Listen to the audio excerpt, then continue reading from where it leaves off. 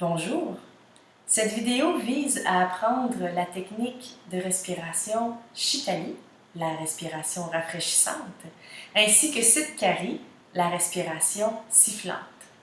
Elles font partie toutes les deux des techniques de base que l'on apprend dans le pranayama, donc les exercices respiratoires, dans la pratique du yoga. Dans l'étymologie, Sit ou Sital signifie le froid, effet froid ou effet calmant. Et c'est pour ça qu'elles sont caractérisées et reconnues pour leur effet calmant et effet rafraîchissant. D'ailleurs, elles sont tout à fait indiquées dans différents contextes pour venir tempérer tout ce qui peut échauffer le corps, comme par exemple les chaleurs de l'été, à la période estivale, lorsqu'il y a des grosses canicules.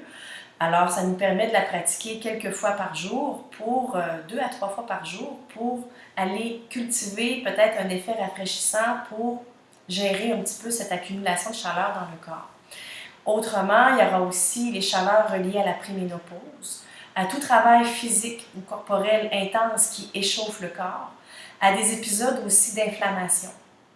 On pourra également l'utiliser dans des périodes où on a un travail intense au niveau mental, puisqu'elle va permettre et favoriser le calme et la tranquillité de l'activité mentale. Pour les gens qui ont un métier qui utilise beaucoup la voix, comme les enseignants, les conférenciers, les chanteurs, c'est une pratique qu'on pourra aussi introduire dans notre quotidien pour venir apaiser, calmer les cordes vocales.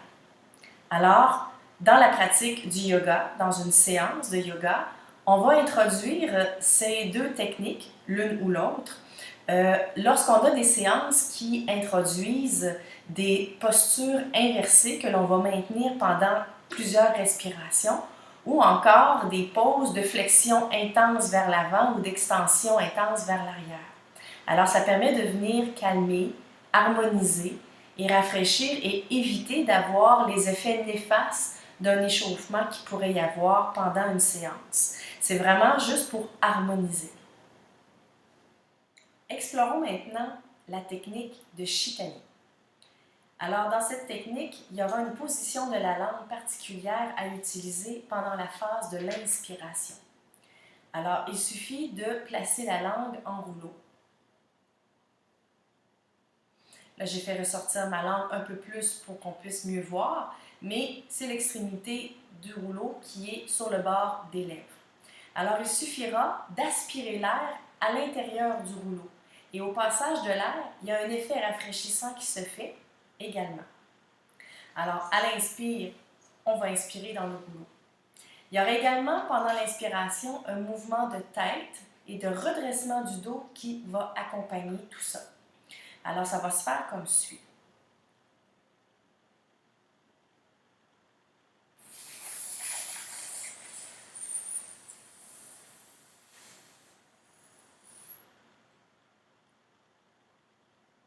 Quand j'ai terminé d'inspirer, il suffit de changer la position de la langue. Alors, c'est un petit moment où on est en poumon plein. C'est pas très long, mais c'est le temps nécessaire pour changer la position de la langue. La langue va enlever le petit rouleau et venir pointer la pointe de la langue dans le centre du palais, à la limite du palais dur et du palais mou. Pas trop loin, mais juste assez et sans trop presser. Simplement appuyer le bout de la langue. Alors, la bouche reste fermée, bien sûr. Ce qui va nous permettre ici d'amener la langue vers l'arrière et d'étirer un peu le frein de la langue. D'un point de vue physiologique, c'est un lieu qui va s'étirer un petit peu et c'est là où sont situées les glandes salivaires. Alors, ça va stimuler la salivation, ce qui va permettre d'humidifier davantage l'intérieur de la bouche. Une fois qu'on a fait la position de la langue, il suffit tout simplement de ramener le menton vers la fourchette sternale. Alors, on garde la nuque bien allongée et par un pivot de la tête, on vient ramener le menton et on est prêt à faire l'expiration. L'expiration peut se pratiquer de différentes façons. Alors, je vais simplement ici faire une petite démonstration où l'expiration se fait avec les deux narines.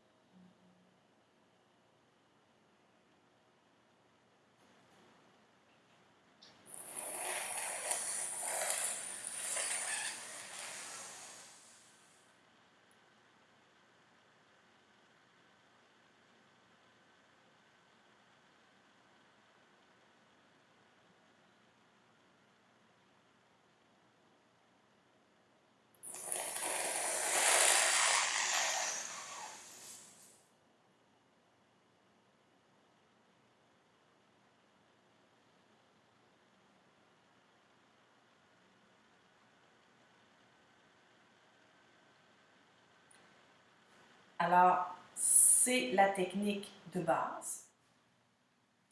Alors, dans la phase de l'expiration, au fur et à mesure que l'on va expérimenter et se sentir à l'aise avec la technique, on peut ajouter d'autres façons d'expirer. Par exemple, on pourra introduire le Ujjayi pour les personnes qui sont en mesure de le pratiquer. Alors, c'est une expiration de narine, mais en appliquant la technique du Ujjayi au niveau de la glotte, au niveau de la gorge. Une autre façon sera de faire une expiration en narine alternée avec la technique suivante. Donc, la manipulation des narines avec la main qui va être positionnée dans une mudra particulière. Une mudra, c'est lorsqu'on relie des parties du corps ensemble. On fait un lien. Alors ici, c'est de ramener l'index et le majeur au centre de la paume et nous allons obtenir une espèce de pince avec le pouce et l'annulaire. Ça fait faire un petit exercice pour les doigts d'ailleurs. Alors, dans les narines alternées, pour expirer, on va d'abord, dans la technique, expirer par la narine gauche et ensuite expirer par la narine droite. Ce qui veut dire que dans le Shitali, lorsque je suis prêt à expirer dans la position de la tête, je viens bloquer la narine droite, je pose l'annulaire sur l'aile du nez, l'aile de la narine gauche et j'expire par la narine gauche doucement.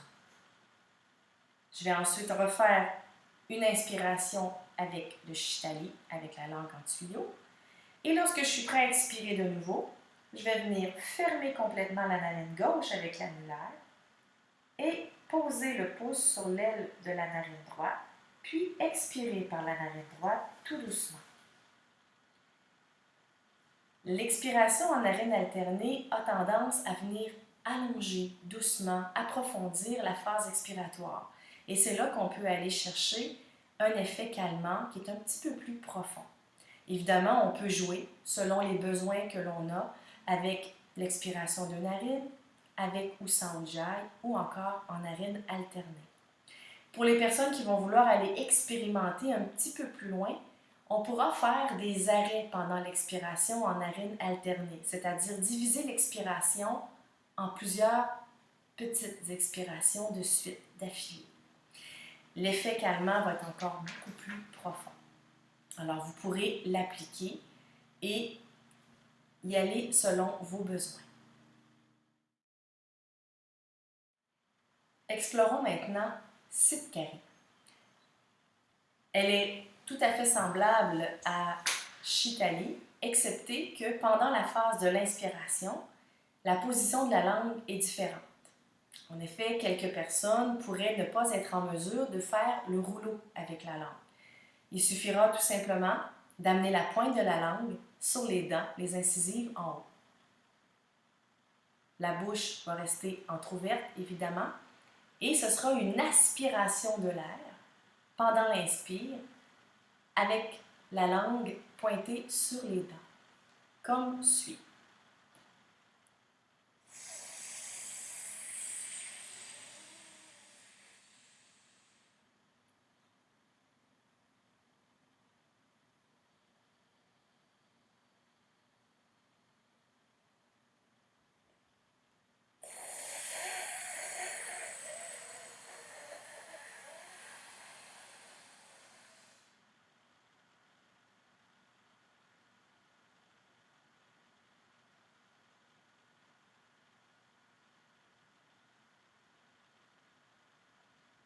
Toutes les autres étapes, rétention poumon plein, positionner la langue pointée au palais, puis l'expiration selon notre choix, restent similaires.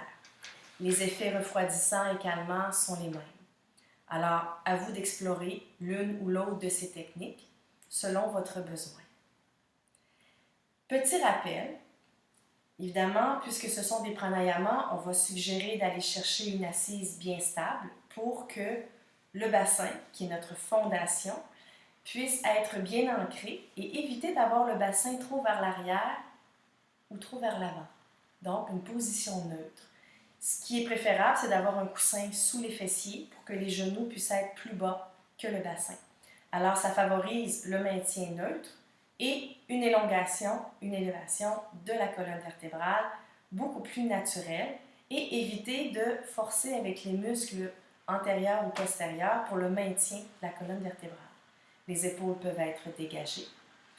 Évidemment, on suggère tout de même d'avoir une détente au niveau du visage, du cou, des épaules. Puisque c'est des techniques qui demandent des fois de la concentration, quand on est concentré, on se l'avoue, parfois il y a des petites tensions qui viennent s'installer au niveau du visage et on ne s'en rend pas nécessairement compte. Alors, ça pourrait arriver lorsqu'on souhaite juste faire un petit point, une petite révision, prendre conscience de ce qui se passe. Pendant l'expiration, de bien penser à détendre les mâchoires. La langue est pointée au palais pendant cette phase-là. Alors, c'est une occasion de pouvoir venir observer qu'est-ce qui se passe au niveau du visage et est-ce que je peux détendre davantage le reste du corps. Pour la gestion de la salive, eh bien, il y a un moment qui est quand même important qu'on peut utiliser pour venir avaler la salive qui va avoir été produite. Il suffit d'avaler lorsque on aura terminé l'inspiration.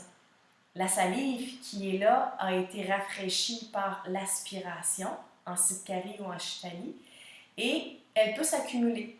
Alors, on pourra l'avaler juste avant de pointer la langue au palais et ensuite positionner la tête pour l'expiration. Cette salive qui va être avalée va avoir été refroidie, donc pleine de fraîcheur, et c'est l'effet rafraîchissant qui va pouvoir être appliqué à ce moment-là. Voilà. Alors, je vous souhaite une bonne pratique et explorez Siddhikari ou Shitali pendant l'été. Bonne pratique!